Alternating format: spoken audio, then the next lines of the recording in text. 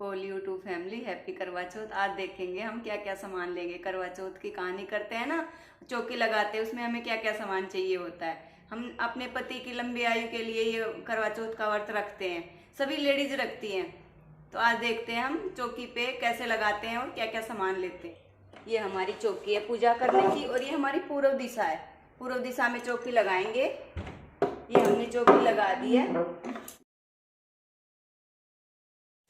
अब ये लेंगे, करवा चौथ माता की तस्वीर है ना, ये लेंगे। अगर ये नहीं मिलती तो आप ये ले सकते हो, ये वाली है ना, ये ले लेंगे और इसको यहाँ चिपका देंगे। अगर चिपकाना नहीं है, दीवार खराब हो जाती है, तो आप ये ले लीजिए, ये ले लेंगे। ऐसे हमने लगा दी, या तो ये ले लो। ये करवा, ये मिट्टी का करवा है। मिट्टी, कई लोग 2 करवे भी लेते हैं, कई 1 लेते हैं, कई लोग 2 लेते हैं। तो आप आपके जो जितने रखे जाते हो ना, आप उतना ही रख लीजिए। 1 रखे जाते हो 1 रख लीजिए, 2 रखे जाते हो 2 रख लीजिए। ये रख देंगे इनको। साड़ी चाहिए होती है, एक सासू माँ को दे देंगे, या पंडतानी को दे दो, या सासू माँ को दे दो। बायना निकालते हैं ना, तो सासू माँ को एक साड़ी देते हैं। तो ये साड़ी रख दी हमने, और एक ये इनके ऊपर श्रृंगार का सामान रख दिया। अब इनके ऊपर हम दक्षिणा रख देंगे। जब हम बायना देते हैं तो दक्षिणा भी देते हैं, और ये भी इनका होता है और ये भी इनका होता है, और जो ये करवा होता है ये भी इन्हीं का होता है। सारा सामान मिनस के हम सासू माँ को देते हैं। और एक कटोरी आप चाहे तो जौ ले लीजिए, चाहे आपके पास गेहूं हो गेहूं ले लीजिए, या बाजरा हो बाजरा ले लीजिए, या आप चावल ले लीजिए। चावल पंडतानी का सासू माँ को दे दीजिए बांधने के लिए।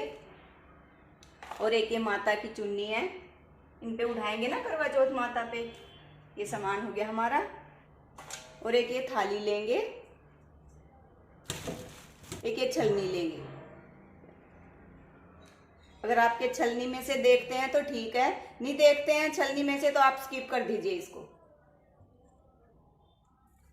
कई लोग नारियल भी लेते हैं, रख देते हैं कलश पे नारियल। तो आप अगर कलश लगाते हो तो नारियल ले लीजिए, 5 पल्लव ले लीजिए, और एक कलश लगा दीजिए। यहाँ नीचे चावल रख के कलश लगा देंगे, उसके ऊपर ये रख देंगे।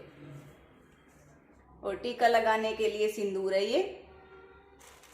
और कोई भी फ्रूट ले लीजिए, जो सीजन में चलते हैं ना, जो ऋतु फल है, वो आप फ्रूट ले लीजिए। और अगर ये नहीं खाते हो बायने में सासू माँ और कोई भी ससुर है, सासू माँ है, जेठ है, जिठानी है, तो आप ये ले लीजिए ड्राई फ्रूट, बादाम, अखरोट, काजू, आपके जो चाहिए होते हैं ना, वो रख लीजिए आप।